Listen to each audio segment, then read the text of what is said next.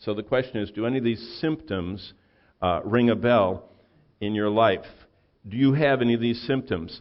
The first one is choice overload. We don't even think about this. In 1975, there were 9,000 supermarket items on the shelves. So a year after I graduated from high school, if I went to Meijer, it used to be called Meijer's Thrifty Acres, I think, back then.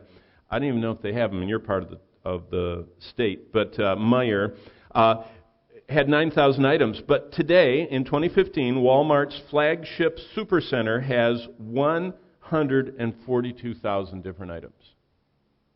That is almost a 20-fold increase in 40 years. And what that means is that when you go down, well, I saw it in the diaper aisle. I mean, I was quite a connoisseur of diapers because we had 8 children. And when I started out, diapers were a giant white cloth this big that you had to learn this kind of very secretive way of folding it so it stayed on and didn't drag, you know, and I wasn't very good at it, and Bonnie would have to fold them for me. And I would pin them and then pull those big rubber pants up. You know, I used to love that. Actually, I powdered before that. I loved the powdering. I would boof powder on. And when you would pat one of our kids, there would be little puffs. It was really fun. In fact, I said that at church a few months back, and one of the women, 20-ish, said, "Oh, that's bad for their lungs. You harmed your children's lungs putting powder." And I said, "Oh, we didn't have the internet back then. We just enjoyed life and powdered our children." Nowadays, everything, you can look it up online, everything's bad. Okay, 142,000 choices. I remember when Elizabeth was nearing the end of her diaper years, almost, 15 years ago, and Bonnie sent me in. And there used to be diapers. Now there are boy diapers, girl diapers. I mean, that was fascinating to me. Then there were boy diapers, 0 to so many weeks or pounds. I don't know what they said. And it just was overwhelming. So I just grabbed one. And it was too hard. And there were pull-ups and unpull-ups and recyclables and everything. 142,000 different items in stock. And this includes 186 different choices of breakfast cereal you can find at your grocery store. And you add to that, a satellite dish can bring thousands of channels. Did you know, we were visiting someone and they have a satellite dish that gets all the channels. I don't know, there's some satellite out there. You can get African channels, you can get sub-Sahara channels, you can get East Asia channels, you can get all the European channels, South America, the whole Latino, hundreds of channels. And I thought, wow. A satellite dish that can serve up thousands of channels from around the world. Futurist Alan Toffler once wrote, "We are in fact racing toward overchoice." And that's what's happened in America. We're paralyzed because there's too many choices. And by the way, most of them are on the same plane. We look at them equally. Here's another one, decision overload. We're facing choices that generations past never dreamed of, whether or not to wait to have children. Did anybody think about that 2 generations ago? Waiting to have children so they can have white carpet or, the right car, and then, when it fits, they'll have children. This idea of whether to move and change jobs. Did you know the majority of people throughout history, they write, especially in Western European culture, were born and lived and died within sight of the steeple of the cathedral. They, for generations, never moved out of sight of the Catholic Church that was in their town. That's how life was. This idea of moving and changing jobs has brought a decision overload. How about whether both dad and mom should work outside the home? Whether we should put grandma in the home or not? Too many decisions in too short a time is vintage overload. And then there's fatigue overload. We're a tired society. Even our leisure exhausts us. With our generator indicator light flashing discharge, it's little wonder our batteries are drained. Our weary, withered state is not God's plan. It's not the fault of activities or friends. It's we have too many of both. This idea of, I have hundreds of friends, really. Even within a large church, people say to me, they say, "Oh, we don't want to, go to Calvary, it's too large." I says, no. Did you know we all know about the same number of people? You're in a church, a normal-sized church is a little under 100. That's about how many people everybody can really get to know on a kind of a general basis. And then within the 100, you get to know closely a subset. That's true in any setting. And so we have to decide what 100 or less we're going to pour our life into instead of having fatigue overload. How about this? This is common, food overload. The Surgeon General reports more Americans are overweight today than at any time in history. Now, you don't even need to ask him. You can see it. It's tragic.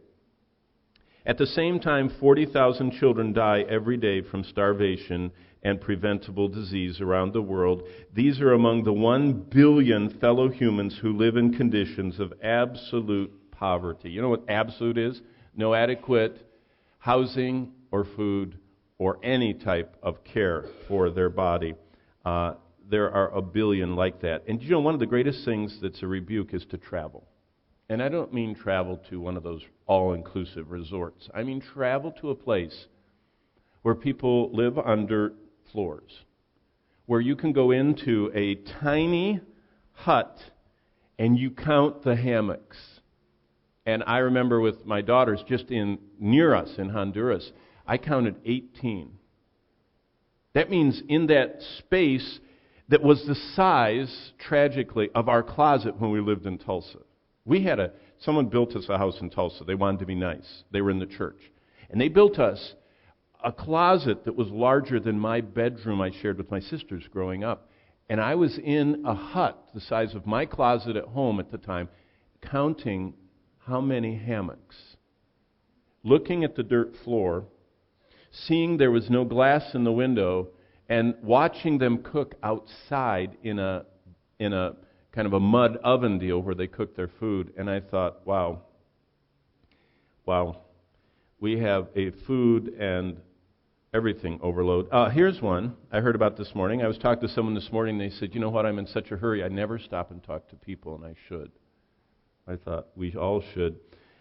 Haste is a modern ailment in America. It's also fashionable. Americans know their lives are nonstop and lived at such a breathless pace that we learn to walk fast, talk fast, eat fast, and then we excuse ourselves by saying, I have to run. Alexander Solzhenitsyn accusingly said, hastiness and superficiality, these are psychic diseases of the 20th century. Now that dates him. Did you know they're worse today? And people pride themselves in saying, I'm in a hurry, I've got to go. I got to go. You know, they just are happy that they're in a hurry. Did you know the way to grow is to fight hurry at such a level that we learn that God has divine appointments, and we will fight the hurry lifestyle, the river that goes by at such a rapid pace. When we slow down, people start bumping into us. And it's almost refreshing for them to find someone.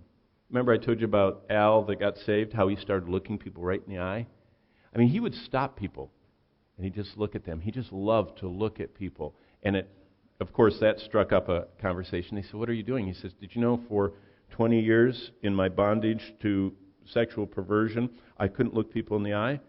And he says, and now I just love to look at people. I thought, wow, you're not in a hurry, Al. How about this? This one's the worst one. We have more things per person than any other nation has had in history. Did you know that's unbelievably true? Of us sitting in this room, we have more things per person than any nation in the history of civilization has ever comprehended having. Our closets are full, our storage space is used up, our cars won't fit into the garage. Having first imprisoned ourselves with debt, our possessions take over our house and occupy our time. It begins to sound like an invasion. Everything that we own begins to own us. And then we even want more. And what did Jesus say? Just past the Sermon on the Mount, he says, the care of things makes our hearts grow cold. I was a butler in seminary. A butler. If you ever watched Downton Abbey, I wasn't quite like that. But I was a butler for a godly Christian neurosurgeon who in the 70s earned $3,500 an hour for his work. He was good. He was flown in for football injuries, for NASCAR crashes. I mean, he was someone that his hands, his gifted hands, entrusted people's brains that were in danger to him. And they would fly him all over. He was really something. Godly man. I was his butler. He had a stable of cars. The paintings on his wall, he had a painting by the one that painted the original Washington on the dollar bill. He had one of the original paintings by that painter, that Revolutionary War. He had teapots that Paul Revere had made. He had a grandfather clock that was imported somewhere from Europe that was made by someone probably that is in history books. He had amazing stuff. I remember when I was his butler, they were trying to support me through seminary, and they said, we'll just give you busy work. He said, why don't you go to the silver room? I said, the silver room? I didn't even know it was there. And they had it in the wall in a way you didn't even know it was there, and you did something and the door opened. I don't even know how their house was so big, you didn't even know that was there. And when they opened the door, it was completely lined by that stuff that silver chests have. You know, that fuzzy kind of velvet stuff? The whole place was like a big silver chest. And that's where their Paul Revere teapots. And I would spend hours with this special cloth, wearing gloves, just rubbing all their silver stuff in this silver room. And I remember once we were out to eat, and they had, by the way, I always will remember them because my first 9 dates with Bonnie, I drove a different one of their cars. They had 9 different. They had the big tire, kind of like monster car things that you go up a ladder to get to. They had a Mercedes 560 Special Edition that was, an unbelievable sports car. They had one of those stretch things, you know, with the lights and the long deal. And then they had normal American sports cars and normal everything. They had all kinds of cars, all in this stable. I took Bonnie out. The first 8 dates, a different car. The last date I took Bonnie was in my 1969 Caprice that was rusted through, Michigan car. I had plastic mats over the holes in the floor because it was raining and I didn't want the water to splash her when you go through mud puddles. And the door hardly opened because it was so rusted. The door would open only halfway and you'd have to get in like this in the passenger side, and it creaked. On the 9th date, after she had climbed up into the monster car and we drove looking down at everyone, after she had gotten in the stretch, after she had been in the Mercedes 560, after she'd been in the little sports car that just, you could not keep from spinning your tires. It had such torque. On the 9th date, I was creaking open the door. I said, honey, I was calling her honey by the 9th date. We were moving right along. And I said, honey, I am so sorry to make you ride in this car. And as she was edging in the door like this, she paused and looked back at me and she said, what do you mean? Is this car different than the other ones? She had not even noticed all of those different cars. And I thought, what's the use of having a stable of cars if your wife doesn't even notice it? But I learned that from the doctor. And we were eating dinner one time, and his wife looked at him, the neurosurgeon, and said, did you set the alarm? And he said, I thought you set the alarm. At the same moment, I'll never forget this, they both dropped their forks. I was eating dinner with them. They both dropped their forks, they jumped into their matching Mercedes, and they raced home to turn the burglar alarm on. Possession overload means we're possessed by our possessions. We spend so much time caring for them. It was a rebuke to me.